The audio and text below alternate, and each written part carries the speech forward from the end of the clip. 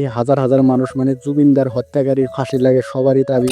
আজকে আমরা যাবো গুয়াহাটি, তো আমার হাতে আছে আমার বেটা মানে আমার বাইশটা। তো আমি আর ওতে মিলে মেলা করছি মোটামুটি 3টা বাজায়। তো এই যে পীরবাড়ি ফুটবল খেলা, দুঃখের বিষয় হলো ফুটবল খেলা অনেকটাই ভালোবাসি, কিন্তু তেহার সৌভাগ্য হলো না, তার মানে আজকে জানাগে কামে। তো ফাইনালি আমরা আইসা পেলাম গুয়াহাটি। Welcome to Guwahati. এটা হলো জালুকবাড়ি ব্রিজ।